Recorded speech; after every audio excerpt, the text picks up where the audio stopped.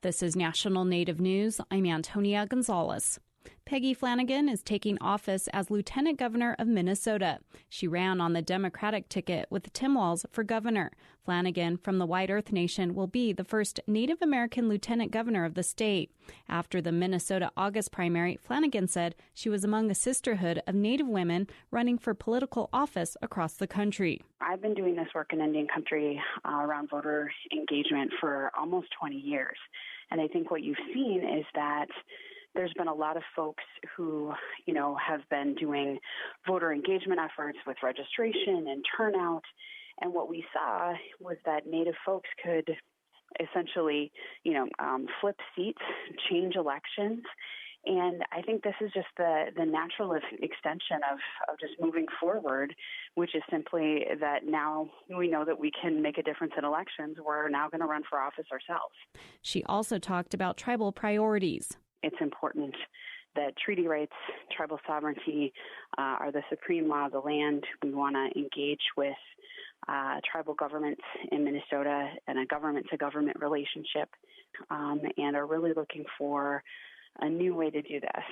Tim Walz often talks about wanting to make sure that when folks look to Minnesota, if we're elected, they say that's the way, that governor, that lieutenant governor, that legislature, they do it right when it comes to working in partnership with Native people in the state. The inauguration ceremony begins Monday morning at the Minnesota State Capitol.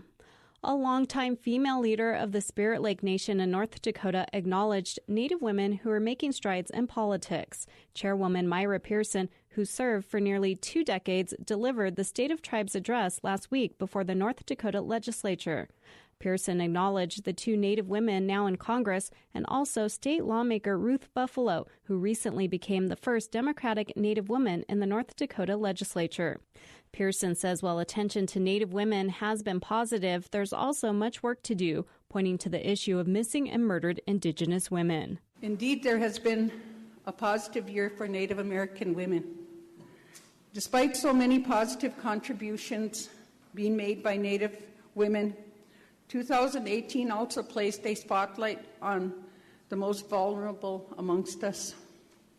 The untimely and brutal deaths of Savannah Graywin and Olivia Lone Bear forced local, state, and national attention to the fact that Indigenous women are missing and murdered at rates far exceeding national averages, and all too often justice eludes the families in such cases. She urged lawmakers to continue to work on bills and efforts to address gaps in the justice system and to support and safeguard Native women. Pearson also discussed substance abuse, child welfare, and economic development. The 2019 legislative session kicked off with the Tribal State Address. Pearson plans to retire this year as chair of the Spirit Lake Tribe. Principal Chief of the Muskogee Creek Nation, James Floyd, vetoed a bill Friday to reinstate the Oklahoma Tribe's Free Press Act and restore independent media, the Tulsa World reports. The Tribal Council passed a law which transferred the media department to the executive branch and led to the resignation of the editor and outcry from the Native American Journalists Association. The council last month voted to restore press protections. Floyd said the tribe's media has remained independent despite being under executive control. The measure returns to the Tribal Council. I'm Antonia Gonzalez.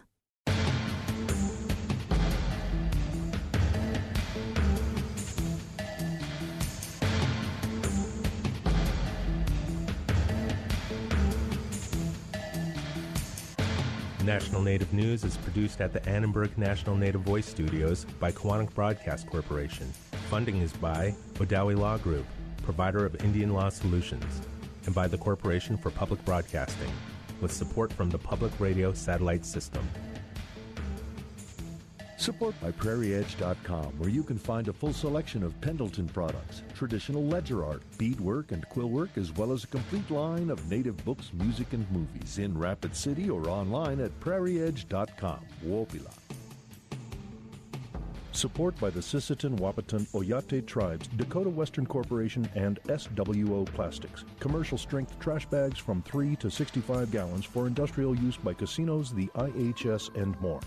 DakotaWesternCorp.com.